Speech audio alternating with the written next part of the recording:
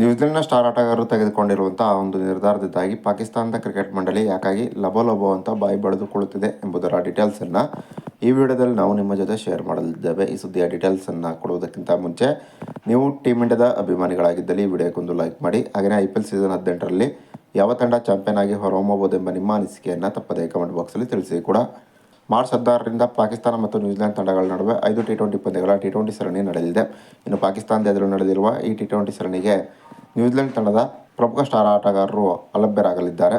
New Zealand ತಂಡದ ನಾಯಕ Mitchell Santner ಸೇರಿದಂತೆ 6 ಪ್ರಮುಖ ಸ್ಟಾರ್ ಆಟಗಾರರು IPLನಲ್ಲಿ ಆಡುತ್ತಿರುವುದರಿಂದ ಈ ಆಟಗಾರರು ಪಾಕಿಸ್ತಾನದ ಎದುರು ನಡೆದಿರುವ T20 ಸರಣಿಯಲ್ಲಿ ನ್ಯೂಜಿಲೆಂಡ್ ತಂಡವನ್ನು ಪ್ರತಿನಿಧಿಸಲು ಹಿಂದೇಟು ಹಾಕಿದ್ದಾರೆ. ಇನ್ನು ಈಗಾಗಲೇ ನ್ಯೂಜಿಲೆಂಡ್ ಕ್ರಿಕೆಟ್ ಮಂಡಳಿಗೆ ಈ ವಿಷಯವನ್ನು ಈ ಆಟಗಾರರು ತಿಳಿಸಿದ್ದಾರೆ. ಇನ್ನು ನ್ಯೂಜಿಲೆಂಡ್ ಕ್ರಿಕೆಟ್ ಮಂಡಳಿ ಕೂಡ ಇದಕ್ಕೆ ಒಪ್ಪಿಗೆ ನೀಡಿ ಈ ಆಟಗಾರರನ್ನ ತಂಡದಿಂದ ಹೊರಗಿಟ್ಟಿದೆ.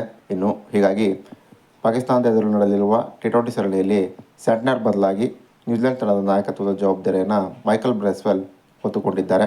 ಹೀಗೆ ನ್ಯೂಜಿಲೆಂಡ್ ತಂಡದ ಸ್ಟಾರ್ ಆಟಗಾರರ ಈ ನಿರ್ಧಾರಕ್ಕೆ ಪಾಕಿಸ್ತಾನ ಕ್ರಿಕೆಟ್ ಮಂಡಳಿ ನಿಜಕ್ಕೂ ಕೂಡ ದಿಕ್ಕೆಟ್ಟು ಹೋಗಿದೆ ಅಂತಲೇ ಹೇಳಬಹುದಾಗಿದೆ. ಕೋಟಿ ಸಿಗುವ IPL ಕಾಂಟ್ರಾಕ್ಟನ್ನು ಬಿಟ್ಟು ನ್ಯೂಜಿಲೆಂಡ್ ತಂಡದ ಆಟಗಾರರು ಪಾಕಿಸ್ತಾನಕ್ಕೆ ಹೋಗಿ ಪಾಕಿಸ್ತಾನದ ಎದುರು T20 ಸರಣಿಯನ್ನು ಆಡಲು ಹಿಂದೇಟು ಹಾಕುತ್ತಿರುವುದು ಪಾಕಿಸ್ತಾನದ ಕ್ರಿಕೆಟ್ ಬೋರ್ಡ್ಗೆ ದೊಡ್ಡ ಹೊಡೆತವನ್ನೇ ನೀಡುವ ಎಲ್ಲ ಸಾಧ್ಯತೆ ಇದೆ ಅಂತಲೇ ಹೇಳಬಹುದಾಗಿದೆ. ಏಕೆಂದರೆ ನ್ಯೂಜಿಲೆಂಡ್ ತಂಡ ಪಾಕಿಸ್ತಾನದ ಎದುರು ನಡೆದಿರುವ T20 ಸರಣಿಯಲ್ಲಿ ತನ್ನ B ತಂಡವನ್ನು ಕಣಕ್ಕಿಳಿಸುತ್ತಿದೆ. ಇದರಿಂದಾಗಿ ಪಾಕಿಸ್ತಾನ ಮತ್ತು ನ್ಯೂಜಿಲೆಂಡ್ ತಂಡಗಳ ನಡುವೆ ನಡೆದಿರುವ T20 ಸರಣಿ ರೋಚಕತೆಯಿಂದ ಕೂಡಿರುವ ಸಾಧ್ಯತೆ ತೀರಾ ಕಡಿಮೆ ಇದೆ. ಇದರಿಂದಾಗಿ ವ್ಯೂವರ್ಶಿಪ್ ಕೂಡ ದೊಡ್ಡ ಮಟ್ಟದಲ್ಲಿಯೇ ಕಡಿಮೆ ಆಗಲಿದೆ. ಇನ್ನು ಮಾರ್ಚ್ 22ರಂದು IPLನಲ್ಲಿ ಮೊದಲ ಪಂದ್ಯ RCB ಮತ್ತು KKR ತಂಡಗಳ ನಡುವೆ ನಡೆಯಲಿದೆ.